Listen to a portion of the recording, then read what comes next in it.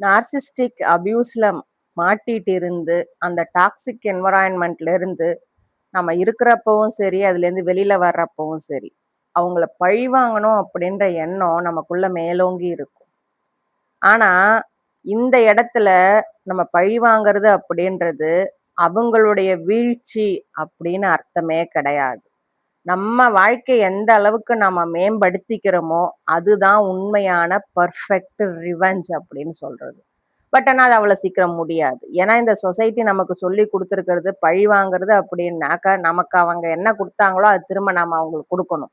நாம என்ன கஷ்டத்தை அனுபவிச்சோமோ அதே கஷ்டத்தை அவங்களுக்கு கொடுக்கணும். அதுதான் பழி வாங்குறது அப்படின்னு தான் இந்த சொசைட்டி நமக்கு சொல்லி கொடுத்துருக்கு. பட் ஆனா உண்மையான பழி வாங்குதல் அப்படின்றது நீங்க உங்க வாழ்க்கையை மேம்படுத்திக்கிறது தான். உங்களை எந்த அளவுக்கு தரம் உயர்த்திக்கிறீங்களோ அதுதான் உண்மையான பழி வாங்குதல் அப்படின்றது. இது புதுசா தான் இருக்கும். ஏன்னா இது வரைக்கும் நம்ம கேள்விப்பட்டதுல இருந்து இந்த பழிவாங்குதல் அப்படின்ற அந்த கருத்தே மாறுபட்டு தான் இருக்கும். அதை பத்தி தான் இன்னைய போட்காஸ்ட்ல நாம பார்க்க போறோம். அனைவருக்கும் வணக்கம். நான் உங்கள் கவிதா விஜயன் பேசுறேன்.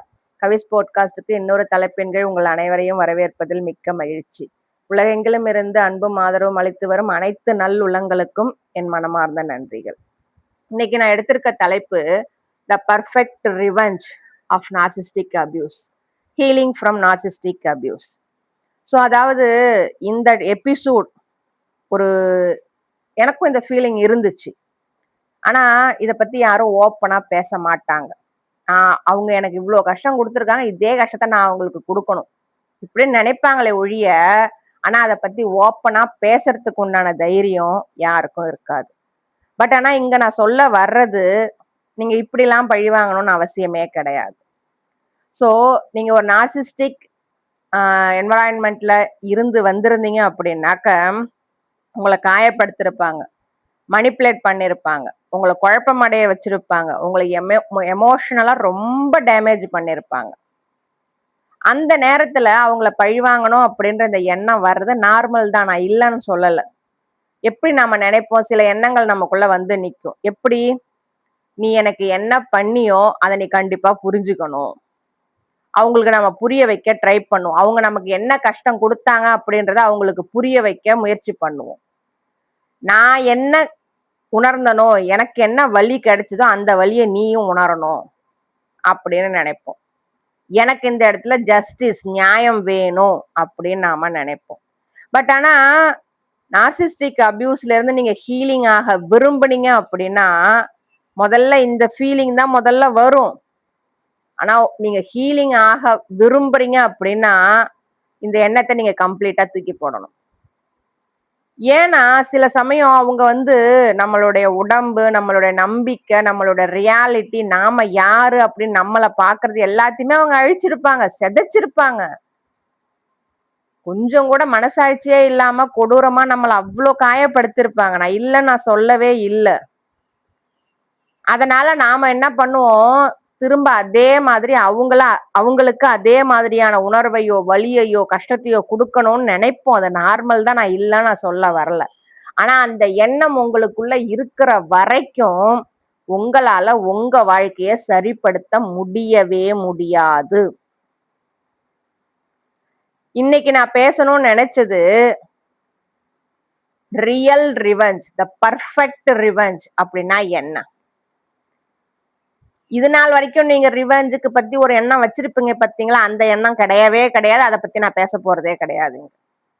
ஆனா ரிவெஞ்சுன்றது ஒண்ணு இருக்குது, அது ஆனா பர்ஃபெக்டாவும் ரியலாவும் இருக்கணும். அதை பத்தி தான் இன்னைக்கு நாம பேச போறோம். பட் ஆனா இந்த வலி நமக்கு கொடுத்த அந்தளுடைய உணர்வு என்ன அப்படின்னாக்க தாங்க முடியாதா இருக்கும். அது அப்படியே திரும்ப அவங்களுக்கு கொடுக்கணும்னு தான் நாம நினைப்போம். ஆனா அதுக்கு இன்னொரு வழியும் இருக்கு. இந்த காயத்தை ஆத்தி நாம வாழ்க்கையில மேல வர்றதுக்கும் முன்னோக்கி போறதுக்கும் அவங்க நமக்கு தேவையில்லை அப்படின்ற இன்னொரு வழியும் இருக்குது. அதை யாரும் அவ்வளவு சீக்கிரம் ஒத்துக்க மாட்டாங்க.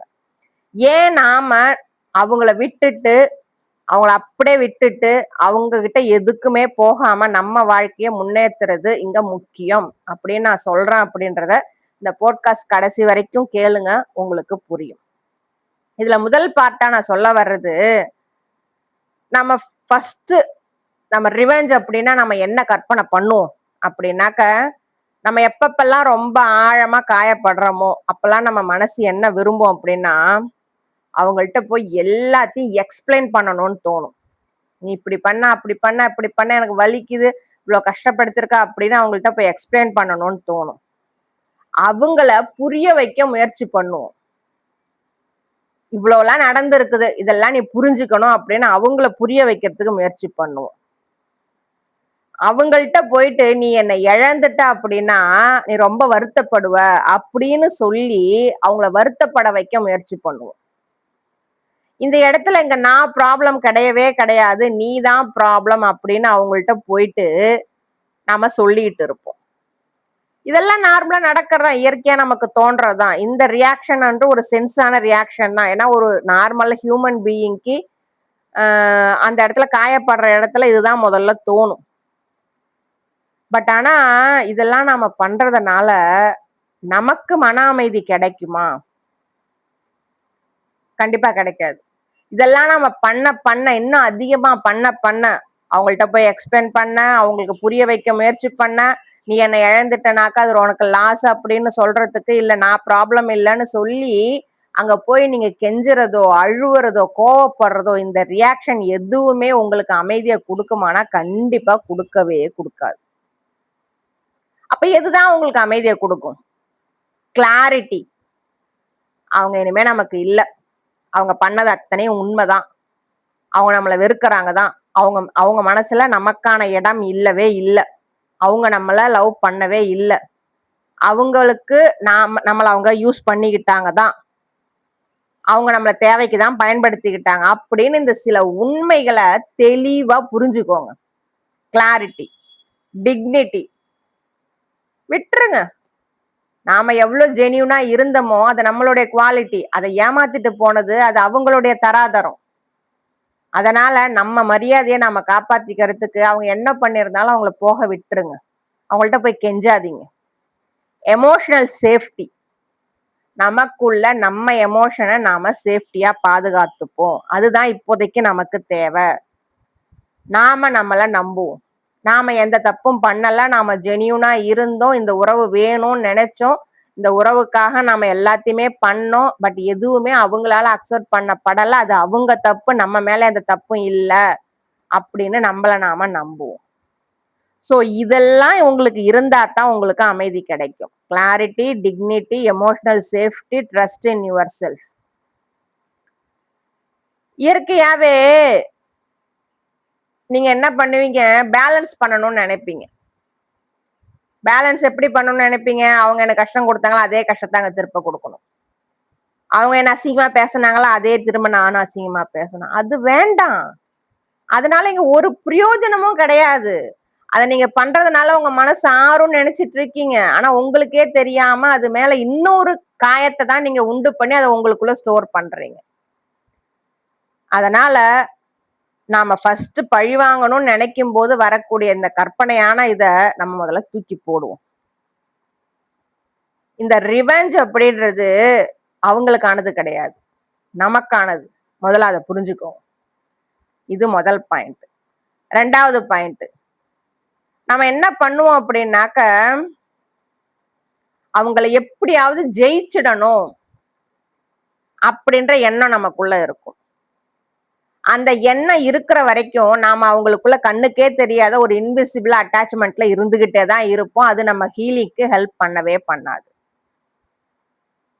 இது கொஞ்சம் கொஞ்சம் கஷ்டமான விஷயம் தான் புரிஞ்சுக்கிறதுக்கும் எடுத்துக்கிறதுக்கும். ஆனா முக்கியமான விஷயம்.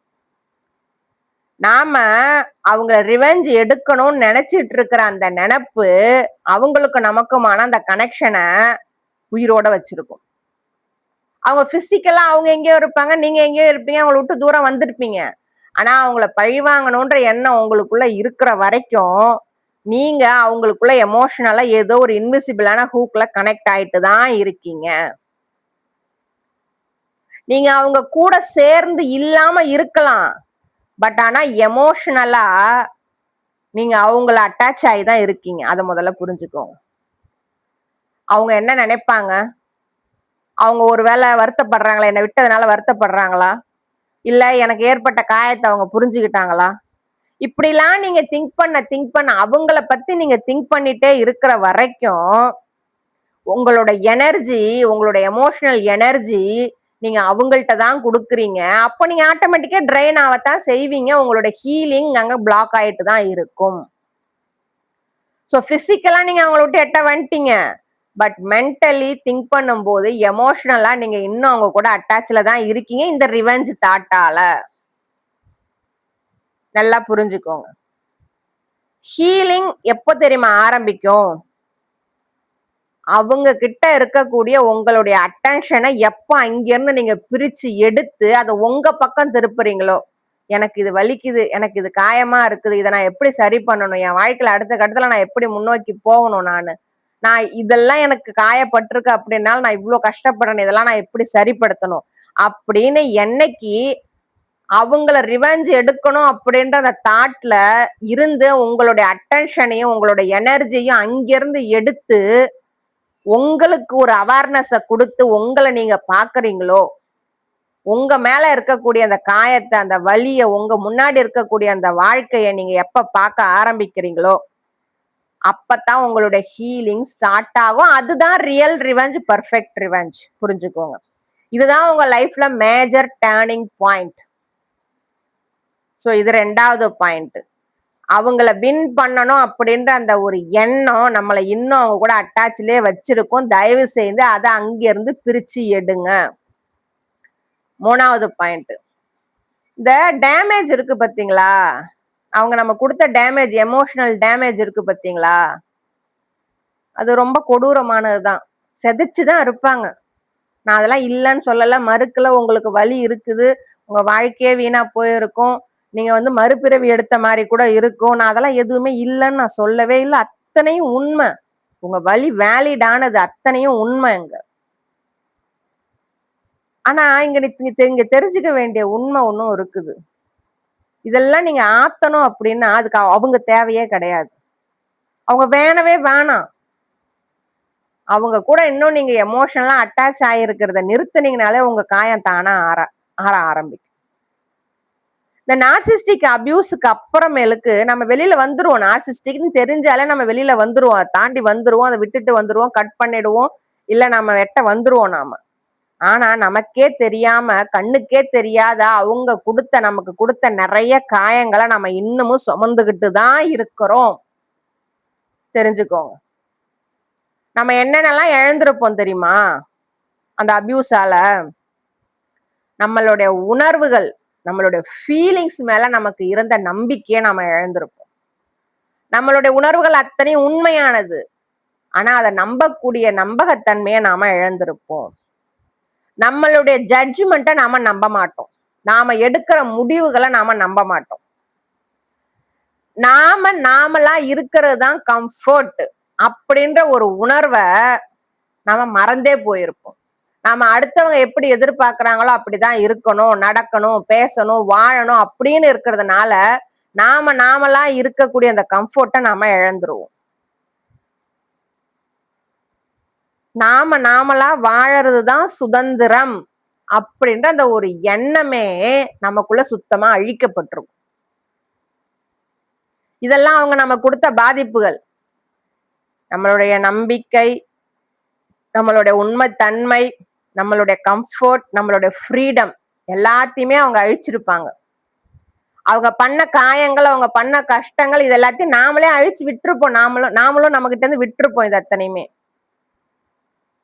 இதனாலதான் டீப்பர் ஹீலிங் அப்படின்றது வெளியில என்ன நடந்துச்சோ அது கிடையாது, அது மட்டும் கிடையாது. உள்ளுக்குள்ள என்ன டேமேஜ் ஆயிருக்கோ அதுவும் சேர்ந்துதான். புரியுதுங்களா? சோ இதெல்லாம் அவங்க நமக்கு உள்ளுக்குள்ள கொடுத்த டேமேஜ். வெளியில பிசிக்கலா இருந்த காயங்கள் கூட நம்ம மருந்து கொடுத்து ஆத்திரலாம். பட் ஆனா அவங்க கொடுத்த அந்த மனக்காயங்கள், இன்டர்னல் டேமேஜ் இருக்கு பாத்தீங்களா, எமோஷனல் டேமேஜ் இருக்கு பாத்தீங்களா, அத ஆத்தக்கூடிய பொறுப்பு நம்மகிட்ட தான் இருக்குது. அதனால அவங்கள அப்படியே போக விட்டுருங்க. வேற வழியே கிடையாது. கஷ்டம்தான், வலிக்கும்தான். நம்ம முன்னாடி சுத்தி சுத்தி வருவாங்க, சிரிச்சு சிரிச்சு இருப்பாங்க, அவங்க ரொம்ப சந்தோஷமா இருக்கிற மாதிரி காட்டிப்பாங்க, நம்மள வெறுப்பேத்த மாதிரி எல்லாமே பண்ணுவாங்க, திரும்ப நம்மள மிரட்டவும் செய்வாங்க, எல்லாமே நடக்கும் தான். ஆனா நமக்குள்ள ஏற்பட்டக்கூடிய காயத்தை ஆத்துற பொறுப்பு யார்கிட்டங்க இருக்குது? நம்மகிட்ட மட்டும்தானே இருக்குது. வேற யாரும் வரமாட்டாங்க. வேற யாரும் வந்து உங்களை பார்க்கவும் மாட்டாங்க, பார்க்கவும் முடியாது.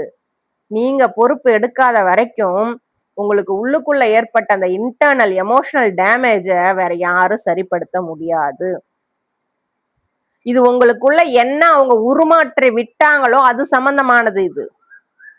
சோ அதனால ரியல் ரெக்கவரி அப்படின்றது வெளியில ஆரம்பிக்காது, உங்களுக்கு உள்ளுக்குள்ளதான் ஆரம்பிக்கணும். அவங்க நம்ம கொடுத்த எமோஷனல் டேமேஜ நாம சரி பண்ணணும். அது என்ன அவங்க நம்மள டேமேஜ் பண்ணிட்டு போயிடுவாங்க, நாம நம்மள சரி பண்ண, அதுதாங்க இயற்கையின் நியதி. நம்ம அதான் பண்ணி ஆகணும். அப்பதான் நாம பலம் ஆகும், அப்பதான் நம்ம வாழ்க்கையை நம்ம பார்ப்போம், அப்பதான் நாம யாருன்னு நாம உணர்வோம், நம்மளுடைய பலம் என்னன்றது அப்பதான் நமக்கு தெரியும். நம்ம இது வரைக்கும் அவங்கள நம்பி இருந்துட்டோம், அவங்கள டிபெண்டா இருந்துட்டோம், இனிமே இருக்க தேவையில்லை. ஸோ நான் 3வது பாயிண்டா சொல்றது, இந்த ரியல் டேமேஜ் அப்படின்றது இன்டர்னல் டேமேஜ். இது ஆத்திர பொறுப்பு நம்மகிட்ட தான் இருக்கு. இது 3வது பாயிண்ட். 4வது point, the most powerful shift. அது என்ன ஷிஃப்ட் தெரியுமா? நம்ம கேட்போம், இப்ப ஒரு வலியோ ஒரு கஷ்டமோ நமக்கு வந்தது அப்படின்னாக்கா, அவங்கதான் அதை பண்ணிட்டாங்க, அவங்கதான் இதை பண்ணிட்டாங்க, அவங்களதான் குறை சொல்லுவோம், இப்படி நடந்துச்சு அப்படி நடந்துச்சுன்னு அவங்களதான் நம்ம குறை சொல்லிட்டு இருப்போம் நாம. ஆனா உண்மையான ஷிஃப்ட் என்ன தெரியுங்களா? நடந்தது நடந்து போச்சு, இது எப்படி சரிப்படுத்தணும், அதுதான் உண்மையான ஷிஃப்டே. ஆனா அதை இங்க யாரும் பண்றது கிடையாது. கடைசி வரைக்கும் அவங்கள குறை சொல்லிட்டு இருக்கிறது மட்டும்தான் வேலையா நம்ம நினைச்சிட்டு இருப்போம். சில நேரங்கள்ல ஹீலிங் அப்படின்றது எப்ப ஸ்டார்ட் ஆகும் அப்படின்னா, நமக்குள்ள நம்ம கேட்டுட்டு இருக்க கேள்விகளை மாத்தும் போது நமக்குள்ள ஹீலிங் ஸ்டார்ட் ஆகும். அவங்க நம்மள புரிஞ்சுப்பாங்களா, நம்ம ஏன் இப்படி ஒரு முடிவு எடுத்தோம், நம்ம ஏன் இப்படி பண்றோம்னு அவங்க நம்மள புரிஞ்சுப்பாங்களா அப்படின்னு கேட்கறதுக்கு பதிலா, நான் எப்படி என்ன சரி பண்ணிக்கணும், நான் எப்படி எனக்குள்ள கனெக்டட் ஆகணும், நான் எப்படி என்கிட்ட திரும்ப வரணும் அப்படின்னு நீங்க கேள்வியை மாத்துனீங்க அப்படின்னா அந்த இடத்துல எல்லாமே மாற ஆரம்பிக்கும். ஏன்னா இது வரைக்கும் உங்களுடைய போக்கஸ் ஃபுல்லா அவங்களுடைய ரியாக்ஷன்ல தான் இருந்துச்சு. பட் ஆனா இப்ப நீங்க உங்களை ரீஸ்டோரேஷன் பண்ணிக்கிறதுல உங்களுடைய அட்டென்ஷனை, உங்களுடைய போக்கஸை திருப்பும் போது, உங்களோட ரீபில்டு பண்றதுல உங்க அட்டென்ஷனை திருப்பும் போது அந்த ஷிஃப்ட் அங்க அவ்வளோ ஆழமா இருக்கும், அவ்வளோ சீக்கிரமா உங்களுக்கு ஹீலிங் நடக்கும், அது ஈஸியாவும் இருக்கும் உங்களுக்கு. இது 4வது பாயிண்ட். 5வது பாயிண்ட், த பர்ஃபெக்ட் ரிவெஞ்ச் அப்படின்னா நீங்க அமைதியை தேடி போறதுதான். அவங்கள தேடி போறது கிடையாது, நீங்க நியாயத்தை தேடி போறது கிடையாது, அவங்கள பழி வாங்கணும்னு தேடி போறது ரிவெஞ்சே கிடையவே கிடையாது. நீ இவ்வளவும் பண்ணிட்டல்ல, நான் என் வாழ்க்கையை எப்படி தூக்கி நிமித்துறேன் பார், அதுதான் இங்க ரிவெஞ்ச். நீ இவ்வளவு எனக்கு பண்ணல, நான் திரும்பி நான் உனக்கு பண்ணுவேன், அது ரிவெஞ்சே கிடையாது. அது திரும்ப திரும்ப நீங்க இன்னும் உங்களை கஷ்டப்படுத்திட்டு இருக்கீங்கன்னா அர்த்தம். இது கேட்கறதுக்கு ரொம்ப சிம்பிளான விஷயமா இருக்கலாம், பட் ஆனா இதுதான் இருக்கிறதுலயே ரொம்ப ஆழமான விஷயமும் கூட. பர்ஃபெக்ட் ரிவெஞ்ச் அப்படின்றது அவங்கள நீங்க கஷ்டப்படுத்துறது கிடையாது. உங்களுடைய அமைதிக்கு நீங்க யாரையும் நம்பி இல்ல, உங்களுடைய வாழ்க்கை முன்னேற்றத்துக்கு நீங்க யாரையும் நம்பி இல்ல அப்படின்றதுதான் இது உண்மையான ரிவெஞ்ச். இது எப்படி தெரியுமா இருக்கும்? பயமே இல்லாம தூங்கணும், பதட்டம் இல்லாம நீங்க தூங்கணும், யாருடைய மெசேஜ் நீங்க செக் பண்ணிட்டு இருக்கக்கூடாது, எந்த ஒரு கான்வர்சேஷனையும் நீங்க மண்டைக்குள்ள திரும்ப ரீப்ளே பண்ணிட்டு இருக்கக்கூடாது. உங்களை நீங்க நம்புறதுக்கு அவங்களுடைய வேலிடேஷன் இங்க தேவையே கிடையாது. இந்த குவாலிட்டிஸ்லாம் உங்கள்கிட்ட வந்துருச்சு அப்படின்னா நீங்க உங்க பீஸை தேடி வந்துட்டீங்கன்னு அர்த்தம். எனக்கு இது எல்லாமே கிடைச்சிருச்சுங்க, ஆனா கொஞ்ச நெஞ்ச கஷ்டப்படல நானு. அவங்க எனக்கு கொடுத்த 40 வருஷமா அவங்க எனக்கு கொடுத்த கஷ்டத்தை 4 வருஷமா நான் சரி பண்ணி இந்த இடத்துக்கு நான் வந்திருக்கேன். நான் நிம்மதியா தூங்குறேன், யாருடைய மெசேஜுக்கு காலுக்கும் நான் வெயிட் பண்றது கிடையாது. யார் என்ன பேசினாலும் பேசுற இடத்துல அங்கேயே விட்டுட்டு வந்துடுறது. நான் என்ன நம்புறேன், நான் என்ன செய்யறனோ அதை நான் நம்புறேன். நான் யார்கிட்டையும் வேலிடேஷன் கேட்டு நிக்கல. உண்மையிலே இப்ப நானா இருக்கிறது எனக்கு அவ்வளவு கம்ஃபர்டபுளா இருக்குது. என்னை யார் கேள்வி கேட்டாலும் அந்த கேள்விக்கான பதில் எனக்கு இருக்குது, பயம் கிடையாது என்கிட்ட. எந்த கேள்வி யார் கேட்டாலும் நான் பதில் சொல்லுவேன். நான் என்ன அவங்க அப்படி கேட்டுருவாங்களோ இப்படி கேட்டோம் பயமே கிடையாது. ஏன்னா நான் என்ன நம்புறேன், என் வாழ்க்கைய நான் வாழறேன். இது அவ்வளோ சீக்கிரமா எனக்கு கிடைச்சிடல. பட் அதுக்கான நிறைய வேலைகள், இன்னொரு ஒர்க் நான் நிறைய பண்ணேன். அதெல்லாம் தாண்டிதான் இங்க வந்து நான் நிக்கிறேன். நான் இந்த பீஸ் அப்படின்றது ரொம்பவும் பவர்ஃபுல்லான விஷயம். ஏன்னா இப்போ நான் யார் கண்ட்ரோல்லயும் கிடையவே கிடையாது. என்ன அவங்க கண்ட்ரோல் பண்ண முடியவே முடியாது. முன்னெல்லாம் பயந்தேன், ஒரு போன் காலுக்கு, ஒரு மெசேஜுக்கு, ஒரு வார்த்தைக்கு என்ன சொல்லிடுவாங்களோ ஏது சொல்லிடுவாங்களோ பயந்தேன். இப்ப அந்த பயம் என்கிட்ட இல்லவே இல்லை. அவங்களால என்னை கண்ட்ரோல் பண்ணவே முடியாது. இப்படி ஒரு இடத்துக்கு நானா மாறுற இடத்துக்கு நான் வந்து நின்னதுக்கு அப்புறமேலுக்கு தான் நான் என்னுடைய போட்காஸ்ட் ஆரம்பிச்சேன். அந்த போட்காஸ்ட் மூலியமா நிறைய பேருக்கு இதே மாதிரி எமோஷனல் டேமேஜ் ஆகி தன்னுடைய வாழ்க்கையை வந்து மாத்த முடியும்னு தெரியாம இத விதின்னு தலைவிதின்னு நினைச்சிட்டு அனுபவிச்சுட்டு இருந்த நிறைய பேருக்கு என்னுடைய வார்த்தைகள் இப்போ நம்பிக்கையை கொடுத்துருக்குது. அதனால அவங்களுக்காக ஒரு வாட்ஸ்அப் கம்யூனிட்டி ஒண்ணு நான் ஆரம்பிச்சிருக்கிறேன். என்னுடைய பயோல செக் பண்ணீங்க அப்படின்னாக்கா என்னுடைய வாட்ஸ்அப் நம்பர் இருக்கும். அதுக்கு இன்ட்ரெஸ்டட் அப்படின்னு நீங்க மெசேஜ் பண்ணீங்க அப்படின்னாக்கா என்னுடைய வாட்ஸ்அப் கம்யூனிட்டி சம்பந்தமான தகவல்களை உங்களுக்கு அனுப்புவேன். நீங்க விருப்பப்பட்டா ஜாயின் பண்ணிக்கலாம். இது பெய்டு குரூப். ஆண் பெண் 2 பேருக்குமே தனித்தனி குரூப் இருக்குது. இது வந்து மந்த்லி மெம்பர்ஷிப்பா நீங்க 500 கட்ட வேண்டியது இருக்கும். அதுதான் நீங்க கட்ட வேண்டிய அமௌண்ட். இந்த குரூப்பை வந்து நான் ஒரு வந்து பெய்டு அமௌண்ட்டுக்காகவோ இல்ல வந்து ஒரு என்னுடைய ஏர்னிங்காகவோ நான் ஸ்டார்ட் பண்ணல. ஸோ நிறைய பேர் விருப்பப்பட்டு கேட்டாங்க, என்கிட்ட பேசணும், என்னுடைய பேட்டர்ன்ஸை பத்தி நான் தெரிஞ்சுக்கணும், என்னோட ஹீலிங் ப்ராசஸ்ல நான் போகணும், எனக்கு இப்படி பாதிப்புகள்லாம் இருக்கு, இதை என்னால தாண்டி போக முடியும்னு உங்க வார்த்தைகள் நம்பிக்கை கொடுக்குது, எனக்கு வந்து எங்க இருந்து ஆரம்பிக்கிறதுன்னு எனக்கு தெரியல, எனக்கு வந்து கைட் பண்ணுங்க அப்படின்னு நிறைய பேர் கேட்டதுனால ஸோ அது ஃப்ரீயா இருக்க வேண்டாம் அப்படின்றதுக்காக தான் இந்த மினிமம் அமௌண்ட் 500 நான் ஃபிக்ஸ் பண்ணி நான் குரூப் ஸ்டார்ட் பண்ணேன்.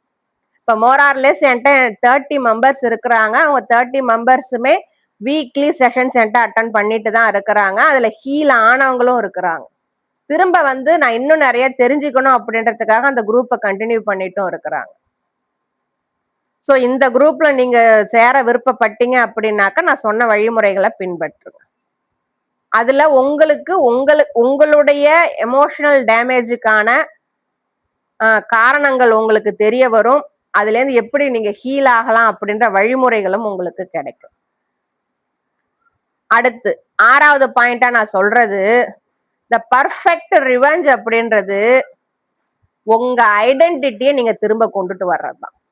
அவங்க உங்களுக்கு ஒரு ஐடென்டிட்டி கொடுத்து வச்சிருப்பாங்க, யூஸ்லெஸ், ஒர்த்லெஸ், லவ் பண்ணவே தகுதி இல்ல, நீலாம் வாழவே தகுதி இல்ல, உனக்கு என்ன திறமை இருக்குது, நீலாம் வந்து எங்க கூட கம்பேர் பண்றதுக்கு உனக்கு என்ன இருக்குது, எந்த ஸ்டேட்டஸ் இருக்குது உனக்கெல்லாம், நீங்க வந்து நிக்கிற அளவுக்கு உனக்கெல்லாம் என்ன தகுதி இருக்குது இந்த இடத்துல வந்து நிக்கிறதுக்கு அப்படின்னு நம்ம ஐடென்டிட்டியா அவங்க மாத்தி வச்சிருப்பாங்க. இந்த இடத்துல நம்மளுடைய ஐடென்டிட்டியை ரீபில்டு பண்றதுதான் பர்ஃபெக்ட் ரிவெஞ்ச் அப்படின்றது. டாக்ஸிக் ரிலேஷன்ஷிப் அப்படின்னு ரிலேஷன்ஷிப் வந்து நம்மளை பண்ணக்கூடிய முக்கியமான விஷயம் நம்மளை நாம பாக்குற பார்வைய மாத்துறது தான். நம்மளை ரொம்ப சின்னதா நம்மள நினைக்க வச்சிருவாங்க. அதுதான் அவங்களுடைய நோக்கமே. அவங்க பேசுற ஒரு வார்த்தைக்கும் நாம அங்க சுருங்கி போயிடுவோம். நம்ம எப்படிலாம் மாறி இருப்போம் அப்படின்னாக்க அமைதியா போயிருப்போம். வாயை திறந்து பேசக்கூடாதுன்னு நினைச்சு அமைதியா போயிருப்போம். எப்ப பாரு நம்ம மேல டவுட்ஃபுல்லா இருந்துகிட்டே இருப்போம். எப்ப பாரு ஒரு அலர்ட் மோட்ல ஒரு கேர்ஃபுல்லா இருந்துகிட்டே இருப்போம். நமக்குள்ள கனெக்டட் அப்படின்றது இருக்கவே இருக்காது, டிஸ்கனெக்டா ஆயிருப்போம். சோ இதெல்லாம் அவங்க நம்ம கொடுத்த பாதிப்புகள். ஏன் பேசணும், பேசினா சண்டை வரும் அப்படின்னு அமைதியா போறது, நாமளே டவுட் பண்றது, எப்ப பாரு ஒரு அலர்ட் மோட்ல இருக்கிறது, நம்ம மேல இருக்கக்கூடிய கனெக்ஷனை நாம கட் பண்றது. ஹீலிங் அப்படின்றது இது அத்தனை நீங்க ரீபில்டு பண்றதுதான் உங்களுடைய உண்மையான ஹீலிங். உங்களை நீங்களே கேட்டு பாருங்க, நீங்க என்ன உணர்றீங்க, உங்களுக்கு என்ன தேவை, உங்களுடைய மதிப்பு என்ன? இந்த கேள்வியை வெளியில போய் கேட்காதீங்க, உங்களை நீங்களே கேளுங்க. கொஞ்சம் கொஞ்சமா கொஞ்சம் கொஞ்சமா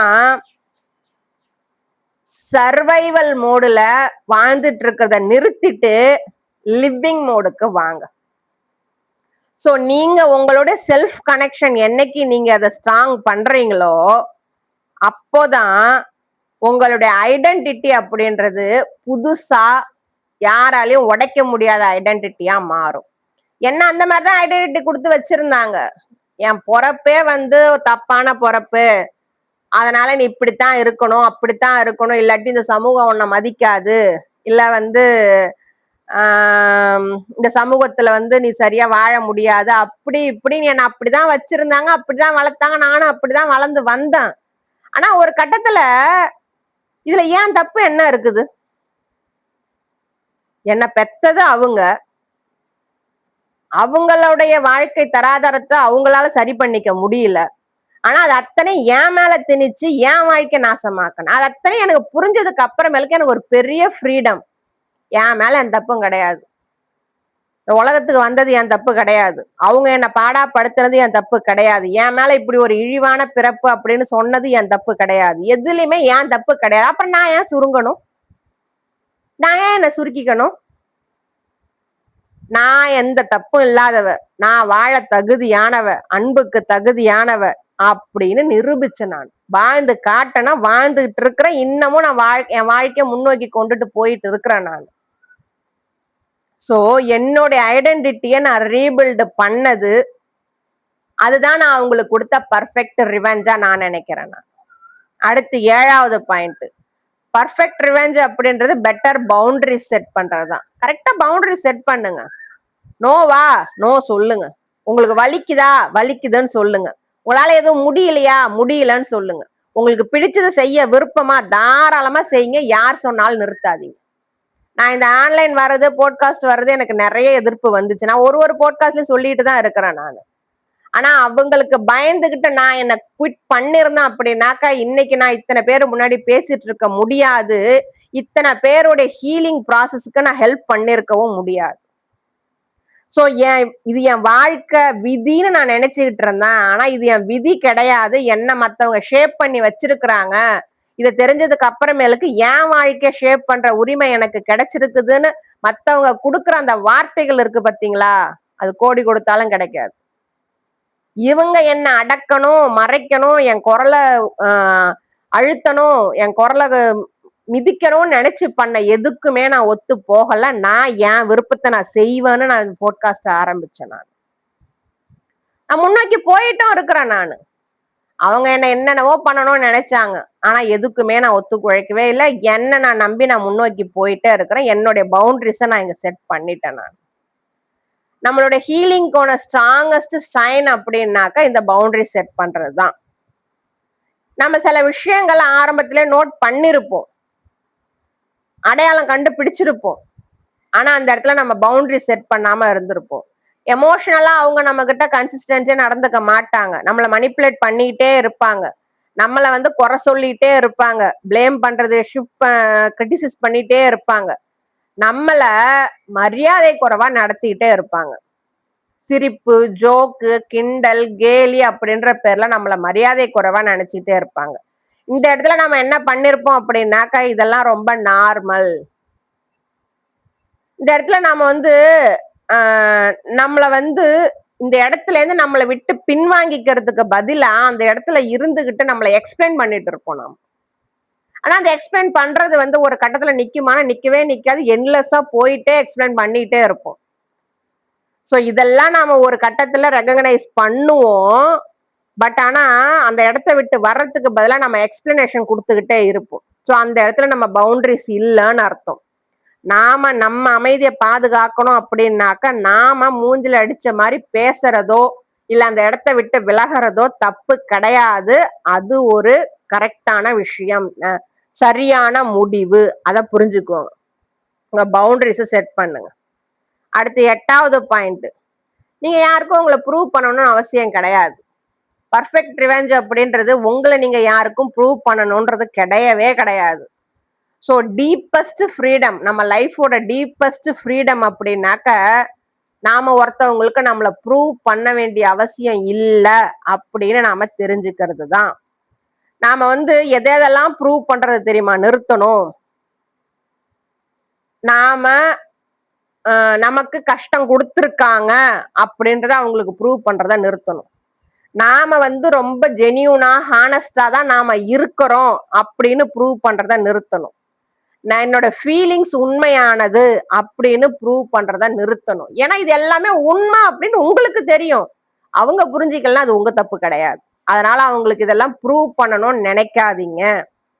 நீங்க உங்களை பத்தி தெளிவா தெரிஞ்சுக்கிட்டு அதுல நீங்க ஸ்டடியா இருந்தீங்க அப்படின்னா உங்களுக்கு அவுட் சைட் வேலிடேஷன் தேவையே கிடையாது. அதுதான் எமோஷனல் ஃப்ரீடம். நான் என்ன ஃபீல் பண்றேன், என்னோட ஒர்த் என்ன, என்னுடைய நியாயமான செயல்கள் என்ன, என்னுடைய விருப்பங்கள் என்ன எனக்கு தெரியும். அதை நான் மற்றவங்களுக்கு ப்ரூவ் பண்ண வேண்டிய அவசியங்க கிடையவே கிடையாது அப்படின்னு முடிவு பண்ணீங்க அப்படின்னா அதுவும் பர்ஃபெக்ட் ரிவெஞ்ச் தான். அடுத்து இங்க 9வது பாயிண்டா நான் சொல்ல வர்றது, ஹீலிங் அப்படின்றது எப்படி இருக்கணும் அப்படின்னா அது ரொம்ப அமைதியானதுங்க. நம்ம சத்தம் போடுறதோ, ரியாக்ட் பண்றதோ, நம்ம கோவத்தை வெளிப்படுத்துறதோ கிடையவே கிடையாது. நம்ம என்னென்னலாம் அதுல நோட் பண்ணுவோம் அப்படின்னாக்க, அவங்களுடைய பேரை கேட்டாலே நம்ம உடம்பு ஆடும் இல்லையா, நம்ம பயப்படுவோம் இல்லையா, அந்த பயம் நம்ம கிட்ட இருக்கக்கூடாது. அவங்க யாரோ சாதாரண ஒரு மனிதர்கள் அப்படின்ற உணர்வு நமக்கு வரணும். அதுதான் ஹீலிங். நம்ம உடம்பு ரொம்ப காமா ஃபீல் பண்ணணும். உடம்புக்குள்ள ஒரு வித பதட்டமோ ஒரு வித பயமோ இல்லாம நம்ம காமா ஃபீல் பண்ணோம்னா அதுதான் உண்மையான ஹீலிங் அப்படின்றது. அந்த ட்ரிகர்ஸ் வருது பாத்தீங்களா, அந்த ட்ரிகர் வர்றதை விடவும் நாம சீக்கிரம் ரெக்கவரி ஆவறது தான் ஹீலிங். நாம பாஸ்ட பத்தி நினைக்கிறத விட ஃபியூச்சரை பத்தி அதிகமா நினைக்கிறது தான் ஹீலிங். இந்த ஹீலிங் அப்படின்றது பாஸ்ட மறக்கிறதுன்னு அர்த்தம் கிடையாது. அதனுடைய தாக்கத்துல இருந்து விடுபடுறது தான். உங்க வாழ்க்கையை நீங்க ரீக்ளைம் பண்ணணும். இது என் வாழ்க்கை அப்படின்னு நீங்க கிளைம் பண்றதுதான் உண்மையான ஹீலிங் அப்படின்றது.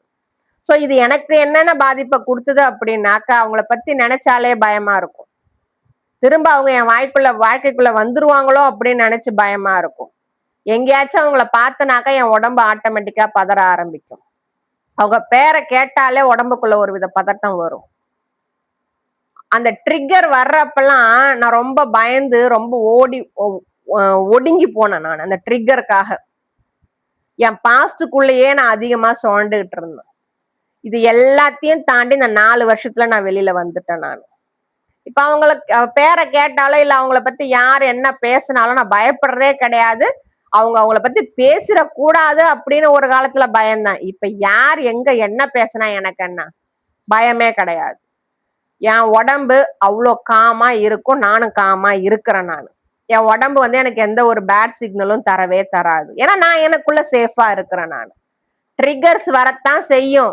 ஆனா அந்த ட்ரிகர்ஸுக்கு நான் அதிக முக்கியத்துவம் கொடுக்க மாட்டேன். என்னோட ரெக்கவரிக்கு தான் நான் அதிகமா முக்கியத்துவம் கொடுப்பேன். பாஸ்ட் நடந்து முடிஞ்சிருச்சு. அதை மாத்த முடியாது, மறக்க முடியாது, மறைக்க முடியாது. ஆனா அதனுடைய தாக்கத்துல இருந்து நம்மால விடுபட்டு வந்துட்டு நம்ம ஃபியூச்சரை நோக்கி நம்மால போக முடியும். ஸோ என்னுடைய லைஃபை நான் ரெக்ளைம் பண்ண, என் லைஃபை நான் எனக்காக நான் விருப்பப்பட்டபடி நானா வாழ்ந்துட்டு இருக்கிறேன். 10வது பாயிண்ட், இது ஒரு உண்மையான நீங்க ஏத்துக்க வேண்டிய உண்மை. நீங்க ஒருத்தவங்க மேல ரிவெஞ்ச் எடுக்க நினைக்கிறீங்க அப்படின்னாக்கா அது உங்களை தப்பானவங்களெல்லாம் மாத்தாது. ஆனா அந்த ரிவெஞ்ச் உங்களுக்கு கஷ்டத்தை கொடுக்காம அவங்களுக்கும் கஷ்டத்தை கொடுக்காம இருந்துச்சு அப்படின்னா அதுதான் உண்மையான ரிவெஞ்ச். நீங்க அவங்கள ரிவெஞ்ச் எடுக்கிறதுக்காக நீங்க உங்களை கஷ்டப்படுத்திக்காம உங்களுடைய அமைதி தான் முக்கியம் நீங்க தேர்ந்தெடுத்தீங்கன்னா அதுதான் உண்மையான ரிவெஞ்ச்.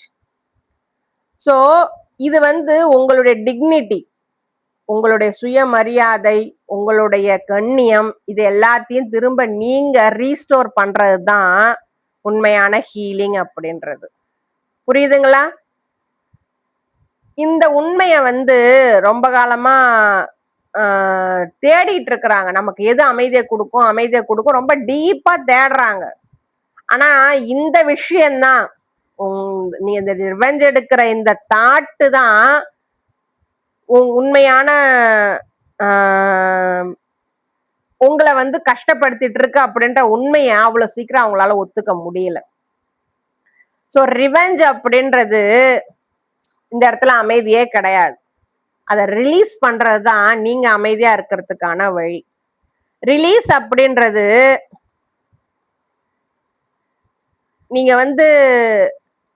நம்ம ரிவெஞ்ச் எடுத்தாதான் நமக்கு நிம்மதி கிடைக்கும்னு நினைக்கிற எண்ணத்தை விடுறதுதான் இங்க உண்மையான ரிவெஞ்ச் அப்படின்னு நான் சொல்றேன். நீங்க உங்களுடைய அமைதியை தேர்ந்தெடுக்கிறது தான் உண்மையான ரிவெஞ்ச் அப்படின்னு நான் சொல்றேன். ஸோ இந்த இடத்துல உங்களுடைய டிக்னிட்டி என்னவோ அதை நீங்க ரீஸ்டோர் பண்ணுங்க. நீங்க ஹீல் ஆகிறதுக்கு அவங்க தேவையே இல்லை அப்படின்றத புரிஞ்சுக்கோங்க. திரும்ப ஒரு தடவை இந்த எல்லா பாயிண்ட்ஸும் உங்களுக்கு நான் ரீகால் பண்றேன். முதல் பாயிண்டா நான் சொல்றது, நாம ரிவெஞ்சுன்னு என்ன கற்பனை பண்ணிட்டு இருக்கோமோ அது உண்மையான ரிவெஞ்சு கிடையாது. நாம அவங்கள வின் பண்ணணும் அப்படின்னு நினைக்கிறது அவங்க மேல நமக்கு அட்டாச்மெண்ட்டை தான் கொடுக்கும். ஸோ இங்க ரியல் டேமேஜ் அப்படின்றது இன்டர்னல் எமோஷனல் டேமேஜ். அதை நாம சரி பண்ணணும். பவர்ஃபுல் ஷிஃப்ட் அப்படின்றது நம்மளை அவங்கள புரிஞ்சுப்பாங்களா அப்படின்றதுல இருந்து நாம நம்மளை எப்படி சரிப்படுத்திக்கிறது அப்படின்றது தான். இங்க பர்ஃபெக்ட் ரிவெஞ்ச் அப்படின்றது நம்மளுடைய அமைதியை நாம தேடி போறது தான். 6வது நம்மளுடைய ஐடென்டிட்டியை ரீபில்ட் பண்ணணும். 7வது நம்மளுடைய பவுண்டரிஸை கரெக்டா செட் பண்ணணும். 8வது நாம எதையும் ப்ரூவ் பண்ண வேண்டிய அவசியம் கிடையாது. 9வது உண்மையான ஹீலிங் அப்படின்றது நம்மளை நமக்கு அடையாளம் காட்டும். 10வது அவங்கள ரிவெஞ்ச் எடுக்கிறத விட அவங்கள ரிலீஸ் பண்றது தான் இந்த இடத்துல உண்மையான ரிவெஞ்ச் அப்படின்றத நாம புரிஞ்சுக்கணும். இந்த எபிசோட க்ளோஸ் பண்றதுக்கு முன்னாடி இந்த வீடியோ உங்களுக்கு பயனுள்ளதா இருந்தது அப்படின்னு நீங்க நினைச்சீங்க அப்படின்னாக்கா உங்களுடைய லைக்கும் ஹைப்பும் எனக்கு கொடுங்க. அது இந்த வீடியோ பல பேரை ரீச் ஆகிறதுக்கு உதவி செய்யும். மேலும் இந்த வீடியோ யாருக்காவது தேவைப்படும் அப்படின்னு நீங்க விருப்பப்பட்டீங்க அப்படின்னாக்கா அவங்களுக்கு ஷேர் பண்ணி விடுங்க. இந்த மாதிரி healing from narcissistic abuse content நீங்க மேலும் தெரிஞ்சுக்கணும் அப்படின்னாக்கா என்னுடைய சேனலை சப்ஸ்கிரைப் பண்ணுங்க. ஸோ இந்த எபிசோட க்ளோஸ்ல நான் உங்களுக்கு சொல்ல வர்றது, இப்போ நீங்க ரிவெஞ்ச் எடுக்கணும் அப்படின்ற தாட்ல இருந்தீங்க அப்படின்னா, கோபம், வலி, அவங்க உங்களை புரிஞ்சுக்கணும் அப்படின்ற இடத்துல நீங்க இருந்தீங்க அப்படின்னா, நான் உங்களுக்கு சொல்றது இதுதான், தெளிவா புரிஞ்சுக்கோங்க. உங்களுடைய ஹீலிங் அப்படின்றது அவங்கள டிபெண்ட் பண்ணி கிடையவே கிடையாது, உங்களை பொறுத்தது தான். உங்களுடைய ஹீலிங் அப்படின்றது நீங்க உங்களை நோக்கி திரும்பி உங்ககிட்டே வர்றது தான். உங்களுடைய அமைதியை தேடி கண்டுபிடிக்கிறது தான் உண்மையான ஹீலிங், உண்மையான ரியல் பர்ஃபெக்ட் ரிவெஞ்ச் அப்படின்றது. ஸோ இந்த இடத்துல பர்ஃபெக்ட் ரிவெஞ்சா நான் சொல்றது, நீங்க கிரவுண்டடா இருங்க, தெளிவா இருங்க, எமோஷனலா ஃப்ரீ ஆகுங்க. இதுதான் பர்ஃபெக்ட் ரிவெஞ்ச்.